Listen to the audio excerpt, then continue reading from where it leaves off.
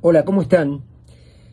Van cada vez quedando menos dudas de que el gobierno de la señora Fernández, porque claramente tampoco hay vacilaciones de que el actual es el gobierno de la señora Fernández, eh, quedando menos dudas, digo, de cuáles son los aliados que ese gobierno o esta señora han elegido para la Argentina, y cuáles son los países que desechan de tal condición.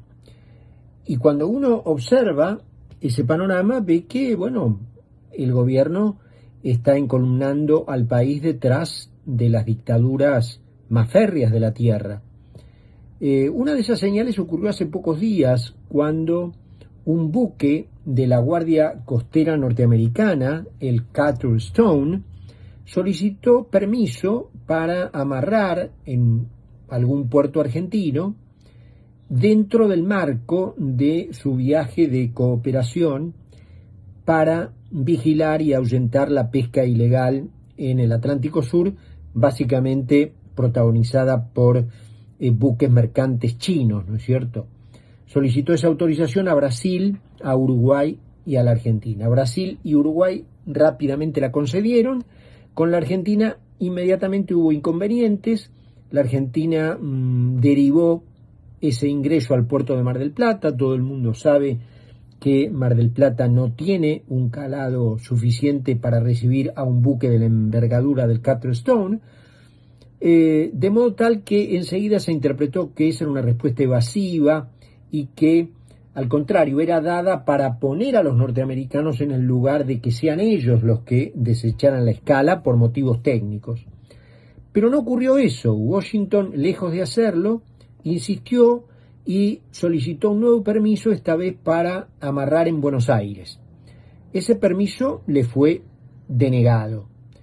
La decisión cayó muy mal, tanto en las autoridades consulares que residen en la Argentina como en el Departamento de Estado. Lo consideraron una ofensa importante y además empezaron allí las interpretaciones sobre la decisión.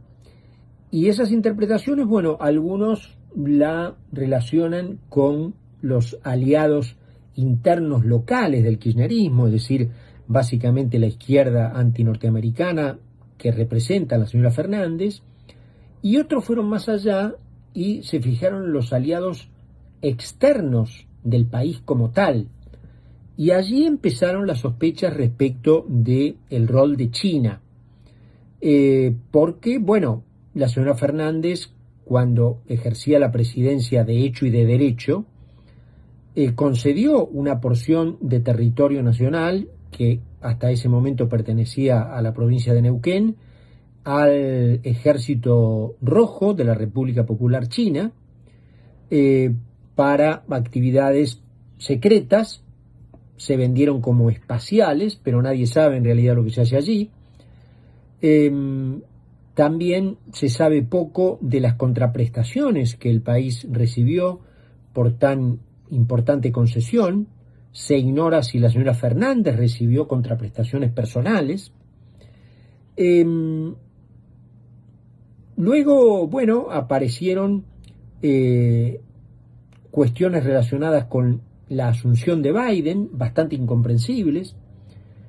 Aquella conversación telefónica con el presidente Fernández, respecto de la cual el canciller salió a hablar con los periodistas inventando un párrafo completo que el propio presidente argentino desmintió.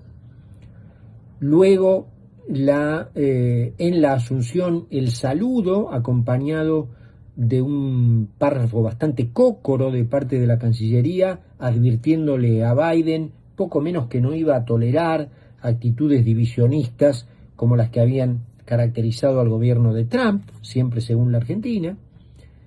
La presión del gobierno para que, a su vez, el gobierno de los Estados Unidos ejerciera su influencia para dar un voto favorable en el board del Fondo Monetario a las necesidades de refinanciamiento de la deuda argentina con esa entidad, y finalmente este episodio del buque, en donde nuevamente aparece China frente a un tema que para la tribuna internamente se vende como grave, me refiero al de la pesca ilegal, y frente al cual tenemos pocas armas porque somos pobres.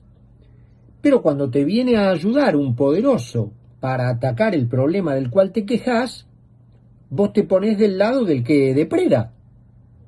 Entonces, es bastante raro, ¿no es cierto? Y además, la figura de China vuelve a presentarse junto con la figura de la señora Fernández, con la duda de si la dueña real del gobierno no estaría, bueno, pavimentando el camino de ingreso de China a la región latinoamericana con Argentina como cabecera de playa. Obviamente todo muy grave, todo muy serio,